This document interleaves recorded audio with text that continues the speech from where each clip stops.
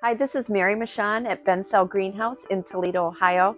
Today we're going to do a really fun, very easy succulent Christmas tree.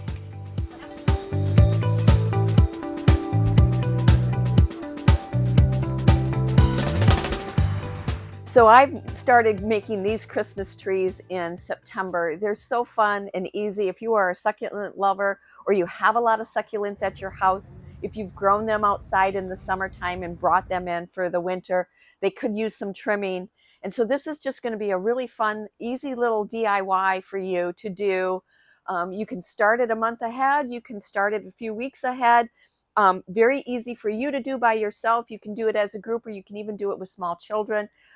It's great for hand-eye coordination. Just an easy, simple, very creative way to utilize some of your succulents and just end up with a really interesting little Christmas decoration. To make this type of succulent Christmas tree, you would need a decent amount of succulents to start with. If you want to do something large, you probably need about 50 cuttings at least. Or you can even shrink it down. If you don't have that many succulents, you can shrink it down and do a very small version of this where you would need less succulents. So I just ran around the greenhouse here and grabbed a couple larger potted succulent arrangements that we have had growing for the last year or so. And they really need to be cut and trimmed back, which you may have had outdoors as well. You may have a nice container that you kept outside and you brought it inside. This is a great opportunity for you to come in, clean it up, take the cuttings off of it, and those are the succulents that you are going to utilize in your succulent Christmas tree. If you don't have enough succulents to make a very large tree or even the smaller one, you need to go to a greenhouse and purchase your own succulents. You're going to want to find some succulents that have multiple heads on them. Things that have a lot of smaller heads that you can cut many from, something like that. Graptopetalum. There's even the regular jades that are growing out that if you tip these guys and you use those will work beautifully as well. What you don't want is you don't want a succulent that's just got a very large floret on the top of it. That's going to give you one for a very high price, and it's not going to be able to fill your floral foam with all of these smaller heads. So stay away from the bigger ones. Find ones that have many heads to them, things that you can literally cut pieces off of and utilize that way.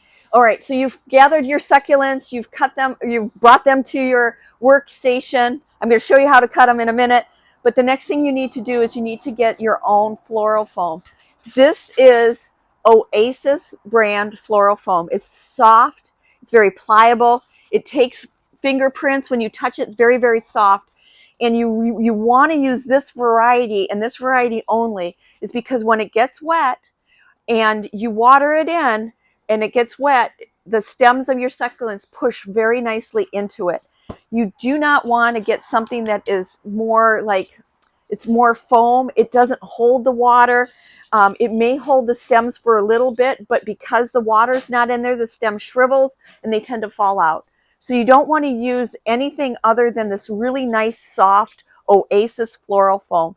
If you find it at a craft store, you can literally squeeze it a little bit and feel how soft it is. You just don't want styrofoam. It's not going to work. So now we're going to cut our foam, and I've actually got a piece of dry foam here. This one is dry as well. And then I also have one that's very wet. It's super heavy. The floral foam holds like 10 times its weight. And that's what you want. You want it moist and wet, because every time you stick your succulents in here now, what's going to happen over the next month or two, they're not going to dry, shrivel up, and fall away. They're literally going to root into the foam so that you can take them back out in the spring, repot them into your containers, and grow them all summer again. So I'm going to show you how to cut this.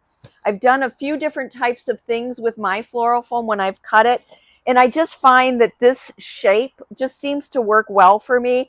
I'm sure there are people out there that have more time, get a little more creative. You can tend to make more of a tree type form, but it gets a little hard. So I just start cutting. I have a old recycled knife, and literally you're going to start cutting away at the top. It's very simple, and you'll see that I'm just slowly shaping it into a tree form. And then I'm going to cut in and cut away so that we tend to have more of the skirt form at the bottom, and a little bit more in the center. It's just that simple. You want to make sure that this is about 1.5 inches across the top. You don't want it any thinner on the top. If it's really pointed like this, when you start sticking the stems into it and it's a soft foam like that, it's just going to crack and fall away. So you want a flat top on here so that you can stick things on the top of it, and you can stick your succulent stems onto the side. Do not cut it like this. It just won't work. So this one is dry. If you want to take and stick your succulents into the dry foam, it does work. But I feel when you get it and you just take it to your sink, you run it under water, it turns dark when it's wet. I think that when you use it wet like this, it's an easier step. You kind of bypass having to take it then to water it. But I think they stick better when the foam is wet. You'll get a feel for it. When it's dry like this, it's not as accepting of the stems. So really now all we're going to start doing is we're going to take a look at all these different succulents that I have here in this tray. And I'm even going to cut off a few of mine from these stems. And I usually start with the bigger ones at the bottom. And I cut off branches that are about 2 inches long. And you're going to try to find stems that are very thin right through here. So here's a calancho, and I'm going to take the stems off. It's very thin. What you don't want, okay, is, for example, this echeveria, which has a very thick stem. You may want to do that like this. I could see setting in the center as a focal point for you, but it's going to take up a lot of space in that foam mold here. And so what you may have to do is you may have to come in and cut this stem at an angle so the portion that goes into the foam is at a point, and now you can take it and stick it inside. Okay, so I tend to like those types of stems that are thinner, that you can literally take your fingers and break the branches off. You're going to want a section that doesn't have any of the petals on it, that can just get stuck straight into your foam. It's that simple. All right. And so we're just going to go through here, and I'm just going to start pushing these in. There's just really no rhyme or reason to it. You will be so surprised at how beautiful this tends to look.